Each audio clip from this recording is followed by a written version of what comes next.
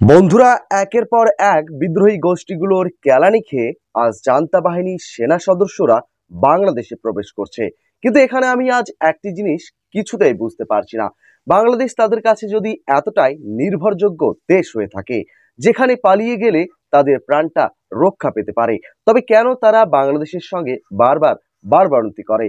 আর কিসের জন্যই বা বাংলাদেশের সঙ্গে উল্টো পাল্টা ব্যবহার করে বাংলাদেশকে বুড়ো আঙ্গুল দেখায়? তো যাই হোক, মেন পয়েন্ট অফ ভিউতে চলে যাওয়া যাক এবং আপনাদের সামনে আজ তুলে ধরা যাক যে আদত একের পর এক বিদ্রোহী গোষ্ঠীগুলোর হাতে মার খেয়ে কিভাবে মিয়ানমারের সেনাবাহিনী বাংলাদেশে এক এক করে প্রবেশ করে যাচ্ছে। বন্ধুরা, এখানে লুকোচুরির কিছুই নেই।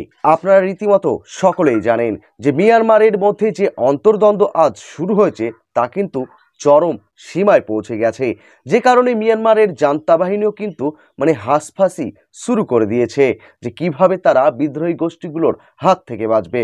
কারণ মিয়ানমারকে রক্ষা করা তো দূরের কথা, আজ তাদের নিজের জানমাল নিয়েই টানাপাড়া লেগে গিয়েছে, যে কারণে মিয়ানমারের সেনাবাহিনীও কিন্তু বারবার বাংলাদেশে পালিয়ে আসার চেষ্টা করছে নিজস্ব জানকে সেই বিদ্রোহী গোষ্ঠীগুলোর হাত থেকে রক্ষা করার জন্য। আর এই সমস্ত বিষয়গুলি দেখে আজ যতটুকু আমাদেরও মনে হচ্ছে যে বিদ্রোহী গোষ্ঠীগুলো মনে হয় আজ মাথায় মরণ কাফন পরে নিয়েছে এবং তারাও মিয়ানমার জান্তা বাহিনীর সঙ্গে এক মহাযুদ্ধে লিপ্ত হয়ে গেছে, যার প্রমাণ কিন্তু আমরা এই সমস্ত রিপোর্টগুলি থেকে একের পর এক পেয়ে যাচ্ছি। তো চলুন এই রিপোর্টটি একটু আপনাদের সামনে সুস্পষ্ট করার চেষ্টা করি যাতে আপনাদের বুঝতে সুবিধা হয়। বন্ধুরা, রিপোর্টটিকে প্রকাশ করেছে সময় টিভি। এখানে বলা হয়েছে বাংলাদেশে পালিয়ে এলো মিয়ানমারের আরও 2 সেনা সদস্য।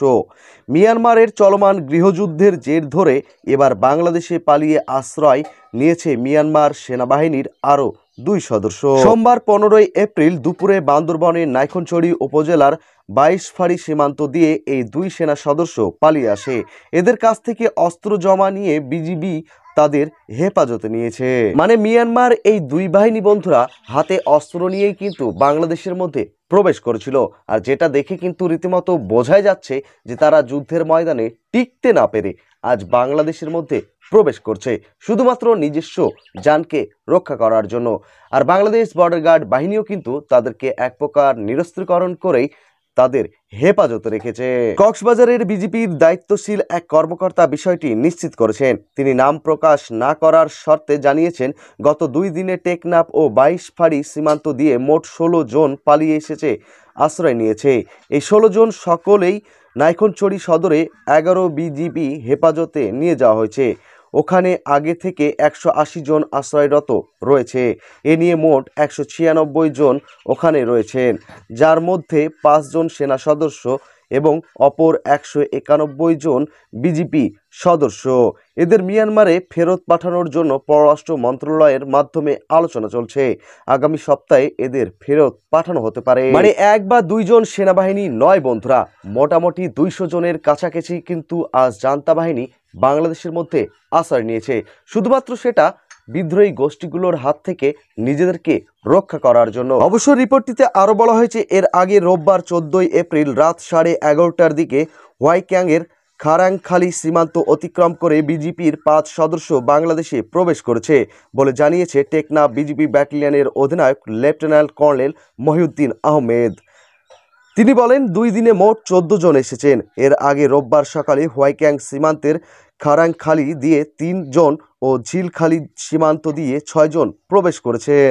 রিপোর্টটি থেকে যতটুকু সুস্পষ্ট হতে পারছি বন্ধুরা, যে মিয়ানমার বাহিনীর কিন্তু আর কোনো জায়গা নেই মিয়ানমারের মধ্যে। কারণ এতদিন যাবৎ তারা যে তাণ্ডব চালিয়েছে তার কিন্তু ফল আজ বিদ্রোহী গোষ্ঠীগুলো তাদের হাতে নাতে দিয়ে ছাড়ছে, যে কারণে তারা নিজস্ব জানমালকে রক্ষা করার জন্য আজ বাংলাদেশে বারবার আশ্রয় নেওয়ার চেষ্টা করছে। তো যাই হোক, এই রিপোর্টটিতে কিন্তু আরো বিভিন্ন প্রকার বিষয়বস্তু আমাদের সামনে তুলে ধরা হয়েছে। তা আমি মূল বিষয়বস্তুগুলোই আপনাদের সামনে উপস্থাপন করার চেষ্টা করলাম।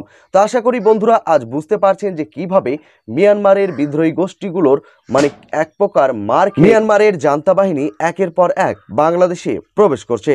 তো যাই হোক, আজকে সম্পূর্ণ প্রাইম টাইম রিপোর্ট নিয়ে যদি আপনাদের কোনো প্রকার মন্তব্য বা প্রতিক্রিয়া থাকে তো অবশ্যই একটু কমেন্ট করে জানাবেন। তো ভালো থাকবেন, সুস্থ থাকবেন। তো দেখা হবে পরবর্তী ভিডিও।